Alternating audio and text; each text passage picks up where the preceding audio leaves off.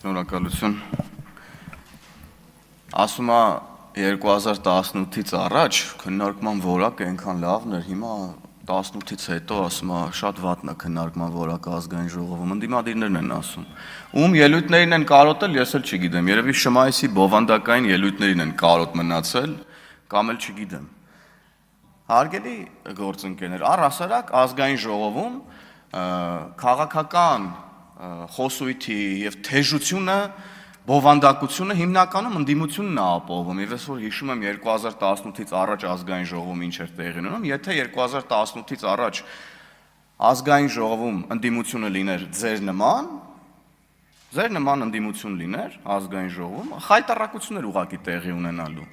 Այսինքն սենց պասերով, իրար հետ աշխատելով, զրո բովանդակային քննարկում, ընդդիմություններ են ժամանակ գեներացնում հիմնական քննարկման թեման։ Հիմա էլ այդ նույն մարդիկ, որոնք այն ժամանակ ընդդիմությունն են, հիմա կառավարող թիմում են, քաղաքացիական պայմանագիր կուսակցությունում են, ու էլի իրանք են ուրեմն բովանդակությունն ազգային ժողովում ապահովում։ Դուք, հարգելի գործընկերներ, ընդդիմադիրներ,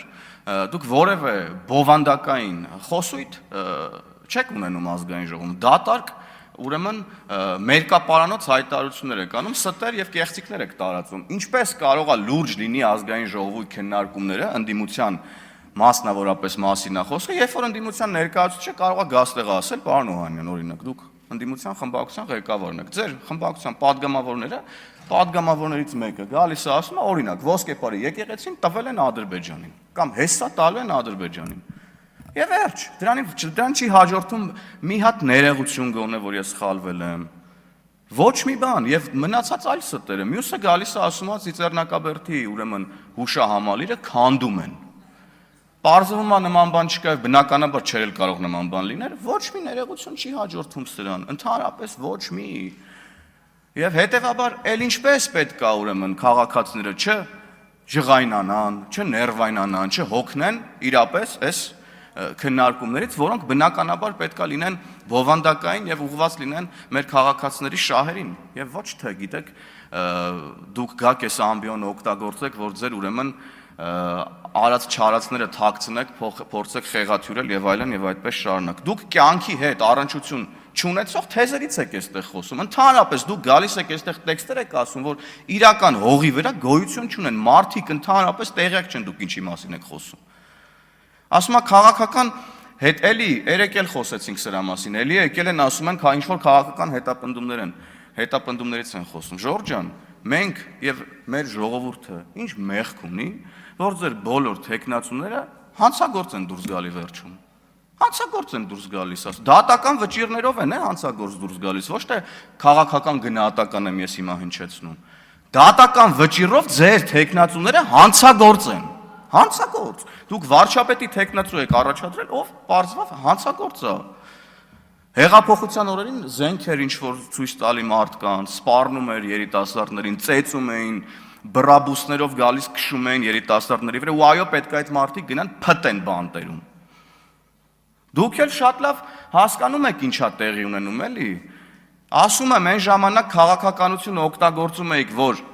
գողանայիք եւ լափեիք, հիմա էլ քաղաքականությունը փորձում եք օգտագործել, որ ձեր լափածն ու գողացածը պահեք եւ դրա համար պատասխանատվություն չկրեք։ Գաք մտնեք քաղաքական հովարի տակ եւ ասեք, տեսեք, մեզ քաղաքական հետապնդման են ենթարկում։ Ինչ քաղաքական հետապնդված կարելի է քաղաքական հետապնդման ենթարկել Վարդանիկին օրինակ։ Ամենամեծ ցանկության դեպքում դա հնարավոր չի անել օրինակ էլի։ Կամ Դավիթ Համբարձումյանին Մասիսի քաղաքապետով 6 տարի 3 ամիս դատապարտվեց ձեր սիրելի վարչապետի տեխնացուն։ Ասում է հանրահավաքներից մեր մարդկանց են բերման ենթարկում, այդ հանրահավաքները օրենքի դաշտում կազմակերպեք, որ մարդկանց բերման չենթարկեն, փող եք բաժանում, գլխաքանակով մարդկանց եք հաշվում, մի կողմից եկեղեցականներին եք ստիպում գան մասնակցեն ձեր հավաքներին Ռոբերտ Քոչարյանին ծափ տան քահանաների շորերով, խաչը վզներին բերում կանգնացնում եք հրապարակներում, ասում եք ծափ տվեք Քոչարյանին։ 37 թիվն է ասում, մի падգամավոր, ով դրանից 2 օր առաջ հանրային հեռուստաընկերության եթերում հարցազրույցի էր։ Ասենք, սրանից ավելի աբսուրդ բան հնարավոր չի էլի մտածել եւ ասել։ Սիրելի հայրենակիցներ, բոլորս հիշում ենք, որ 2018 թվականի ոչ բռնի թավշյա ժողովրդական հեղափոխությունից առաջ հնարավոր չէր հանրային հեռուստաընկերության եթերում 1 րոպե անգամ եթերաժամանակ ունենալ։ Ու հələ մի հատ էլ այդ եթերաժամանակ անգամ եթե ունենար էլ որևէ մեկը,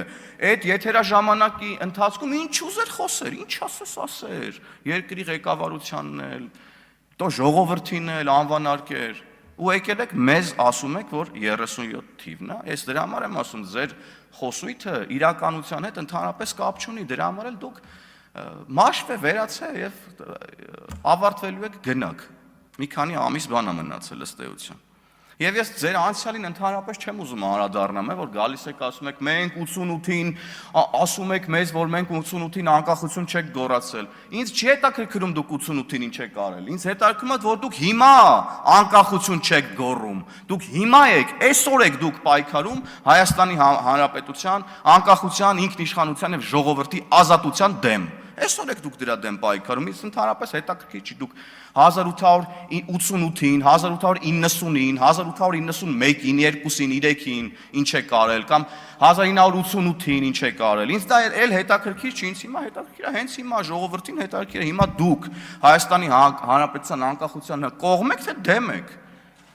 Եվ պարզվում է, որ դուք դեմ եք Հայաստանի Հանրապետության անկախությանը, որովհետև ձեր քաղաքական ղեկավար Ռոբերտ Քոչարյանը ասում է, որ Հայաստանը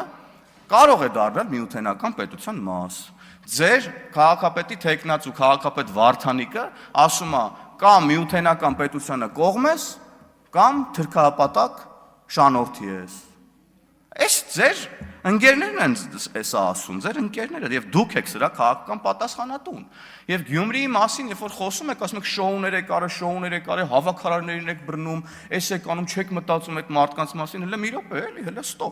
ստոպ հələ։ Այս դուք ձեր ենթակայության տակ գտնվող մարդկանց ստիպում եք, որ գնան կանգնեն հանցագործ Վարդանիկին պաշտպանեն, ամենավերջին հայհոյանքներով ու նզովքներով մարդկանց լցնում եք փողոցները, դրդում եք, որ գնան օրենք խախտեն, այդ մարդիկ օրենքի առաջ հիմա պետքա պատասխան տակ, եկել եք ստեղ ասում եք, չեք խղճում այդ մարդկանց, դուք չեք խղճում այդ մարդկանց, որ դարձնում եք ձեր քաղաքական խարդավանքների գործիք, դեմ եք տալիս այդ մարդկանց, հենց այտենց դեմ եք տալիս այդ մարդիկ հայտնվում են տարբեր տեղերում, կալանավայրերում, օրենքի առաջ պատասխանատվություն պետք է կրեն, դուք գալիս տեղ հանգիստ ձեր համար նստում եք, ձեր ջուրն եք խմում, բան Արցախի դրոշներն եք դնում, գալիս եք ստեղ ինչ-որ պաթոսային ելույթներ եք ունենում, խիեք այդ մարդկանց ստիպել, որ գնան օրենք խախտեն, խիեք մարդկանց ստիպում, որ փող բաժանեն, մարդկանց գնան նստեն, հետո էլ գաք այստեղ ասեք, բա չեք խղճում այդ մարդկանց, որ գնա, չէ, չենք խղճում, որովհետև օրենք են խախտել եւ պետքա պատասխան տան օրենքի առաջ։ Ասում է մի տարի առաջ չէիք ասի, որ չէիք ասում կտրիչ, հա չէինք ասում մի տարի առաջ կտրիչ, որովհետև մի տարի առաջ հələ չգիտենք, որ կտրիչը սրբապիղծ է, որ ընտանիք ունի, զավակ ունի։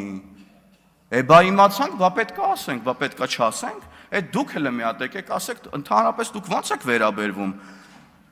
այդ փաստերին։ Ո՞նց եք վերաբերվում այն փաստին, որ ձեր սիրելի կտրիչ Ներսիսյանը զավակ ունի։ Այդ հարցին կգաք դուք որպես քաղաքական միավոր, ընդդիմություն որպես, գաք պատասխանեք եւ մենակ այս հարցին չի, ո՞նց եք վերաբերվում, որ ձեր քաղաքական առաջնորդը ասում է, որ Հայաստանը պետքա դառնա միութենական պետություն։ Դուք այդ հարցին էլ չպատասխանեցիք, հիմա վերջը միութենական պետության կողմնակից եք, թե թրքահապատակ շանորդի։ Այդ հարցին էլ որևէ մեկը չի պատասխանել։ Ով պետքա պատասխանի ձեր փոխարեն այս հարցերին։ Ձեր ընկերներն են այս թեզերը եւ ձեր ղեկավարներն են այս թեզերը առաջ բերում։ Եվ ամենագլխավոր հարցը եկեք ստեղից պատասխանեք։ Պատասխանեք այստեղից դուք, կարողա դուք նորմալ եք նայում, որ ամենայն հայոց կաթողիկոսը կարողա երեխա ունենալ, եկեք ասեք, այո, մենք նորմալ ենք նայում, որ ամենայն հայոց կաթողիկոսը պետք կարող է երեխա ունենալ, եկեք ասեք։ Թե չէ եկել եք ասում եք եկեղեցին եք դարձրել, չգիտեմ, հարձակվել եք եկեղեցու վրա, ես ասում եմ դուք քաղաքականությունն եք դարձրել ձեր համար վահան, տեսակ որ դա ձեզ չի փրկելու, որևէ մեկը չի կարող ականջալուր լինել ձեր մտածածին, մերկապարանոց հայտարարություններին քաղբանտարկյալներ լինելու մասին մարդկանց վերաբերյալ, որոնք պոտենցիալ հանցագործ են եւ արդեն դատական վճռով են հանցագործ, ում եք ուզում խաբեք ընդհանրապես։ Հիմա էլ եկեղեցին եք ասում եմ սարքել ձեր համար պաշտպանության միջոց։ Պղծում եք եկեղեցին, ուրեմն սրբապիղծ հոգևորականների հետ կոալիցիա կազմած։ Եվ եկեք այդ հարցերին պատասխանեք։ Պատասխանեք հարցին, դուք նորմալ եք նայում, որ կաթողիկոսը զավակ ունի, եւ պատասխանեք նաեւ այն հարցին. միութենական պետության կողմնակից եք, թե թրքահապատակ շանորդիներ։ Չմոռանաք հավանել տեսանյութը եւ բաժանորդագրվել Civic AM-ի YouTube-յան էջին։